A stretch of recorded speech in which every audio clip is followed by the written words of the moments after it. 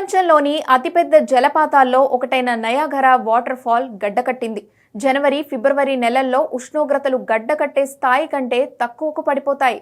దాంతో జలపాతం ఉపరితలం గడ్డకడుతుంది. ప్రస్తుతం ఇప్పుడు అక్కడ పరిస్థితి ఇదే. దీంతో టూరిస్టులు, స్థానికుల ఆనందానికి అవధులు లేకుండా పోయింది. రైలింగ్లు నదీ తీరాలకు అతుక్కుపోయి మందంగా మంచు పేరుకుపోయింది. జలపాతం గడ్డకట్టి అద్భుతమైన దృశ్యాలతో అలరారుతోంది.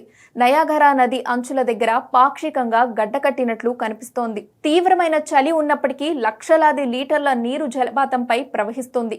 ఉరుములు మెరుపులతో ఉప్పొంగుతూనే ఉంది. నిజానికి నయాగరా వాటర్ ఫాల్ శీతాకాలంలో గడ్డకట్టినట్లు కనిపిస్తోంది. కానీ పూర్తిగా మంచు ముద్దలా మారదు. ఉపరితల నీరు, గాలిలో తేమ, చిలకరించే నీటి తుంపర్లు గడ్డకట్టి జలపాతం చుట్టూ మంచు పొరలు, ఐస్ సికిల్స్ ను ఏర్పరుస్తున్నాయి. నిజానికి జలపాతం కింద నీరు నిరంతరం ప్రవహిస్తూనే ఉంటుంది. కానీ బయటకు మంచుగా కనిపిస్తుంది.